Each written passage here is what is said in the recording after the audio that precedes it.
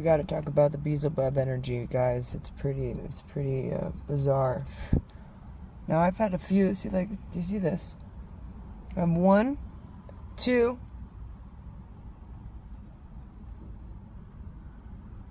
I caught a fly with my hand, and it was an accident. It was a reflex.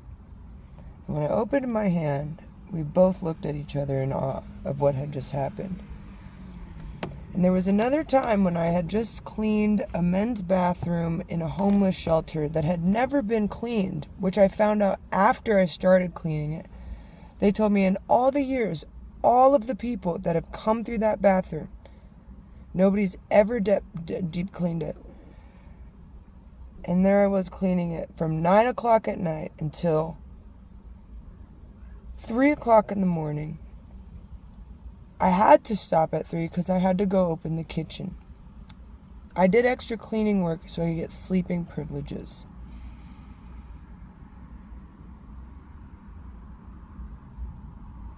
Now, mind you, I had just quit doing all drugs except smoking cigarettes and coffee. And so I was considering these exchanges as necessary parts of the process of my sobriety journey. And in order for me to begin this journey, I had to move to a different state where I didn't know anybody, and I had to become homeless. Now, let's talk about this homeless notion. Home is something that many people are seeking. Home is something that, home is where the heart is. Home is, a place where you sleep and lay your head. Home is a feeling. Home is a place you maintain. And when I first started living in the homeless shelter, I treated it much like a hotel. I wanted coffee in the morning, and I was like, why isn't the coffee there? And once I started working there, I realized that all the coffee was being donated, and we didn't always have coffee. Now, this is the thing about living and working at the same place.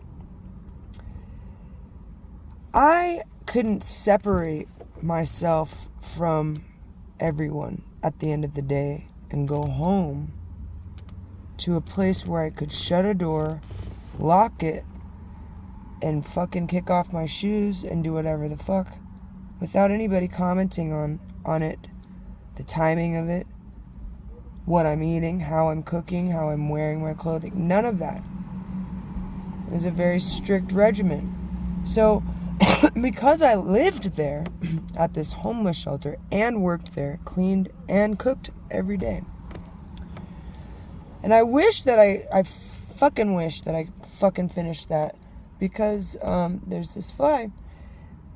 Because I would have had some kind of credential. I would have been able to carry a piece of paper with me that said, this chick has some points and here's some proof. But one night in particular, somebody kicked me, literally, and threw something on me, which meant somebody was in my belongings. And I grabbed my shit and I was like, I'm out. I'm not doing this anymore. The reason it's hard is because, so I started emotionally investing myself in this shelter because it was my home. It was where I was sleeping and bathing and eating. I wasn't paying rent, but I sure the fuck was working. And I slept there in a room with 20 other people. And we all had to kind of pretend like we weren't there. Each other weren't there in certain moments. And this particular night that I cleaned this bathroom, I went up to do the kitchen. Number one thing I want to say is that I didn't get to take a shower. I didn't have time. I didn't give myself time to take a shower before making breakfast this day. And as I was going to lay out the donated donuts for the people, now here's a little funny part before I get to the sad part, because it's going to get sad. There was this man every morning who was like 80 years old, and he would come down and he would start taking the muffins that I'd set out and he'd start reorganizing them. And he was so frustrated, but he was just old, so it's like I didn't really care to say much about it. And he invited me to go to church. Jerry. I had a vision of Jerry to the right of me when I was going to sleep in the shelter one night, where his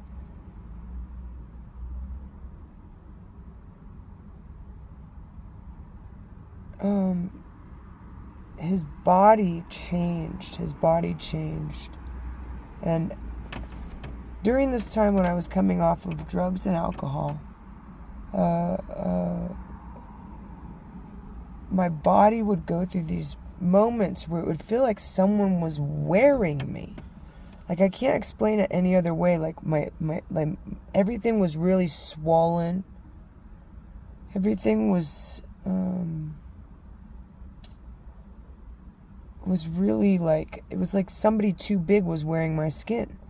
And and even to this day, like, I'll get these shifts where it's like somebody's stepping in and out. You get like a beep, and then it will like something stepping in and out. But it's very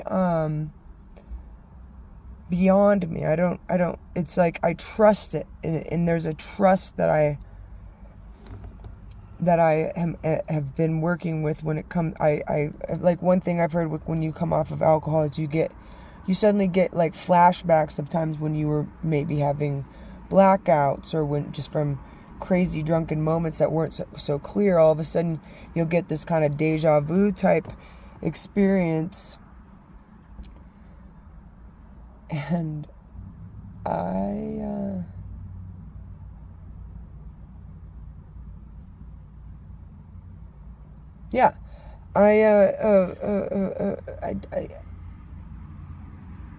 so I went to make breakfast for everyone, for the place, and this fly died in front of me. It landed there, it stood there, and it just fucking died, and I bursted into tears. And it was just something about this fly's death just fucked me up. And I also had the same experience where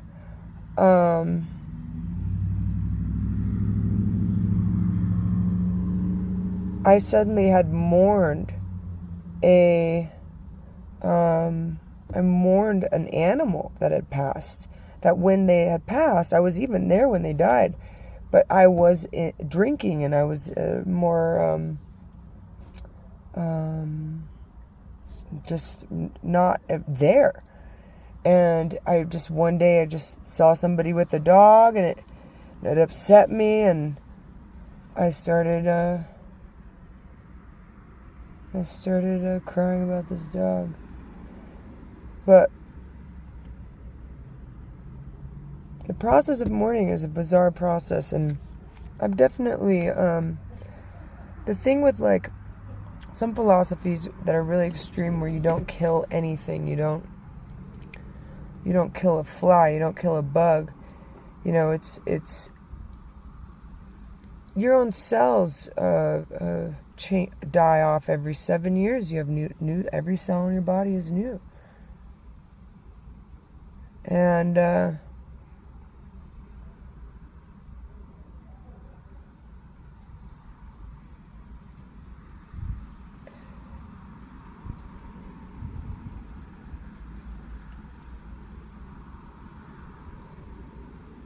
so this Beelzebub energy is really cocky. It's really knowing. And it's really, it's like very bothersome. And it's very,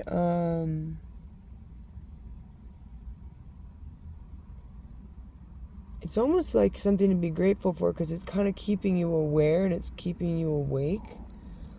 But because of the connection of it being like something gross, of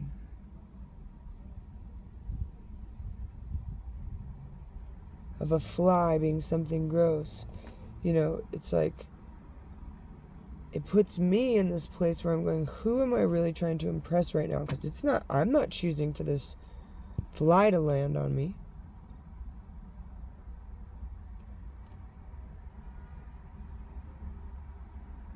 So, and I can sit here and say, I rebuke you, fly, I rebuke you, fly, I rebuke you, fly, I rebuke you, Beelzebub. But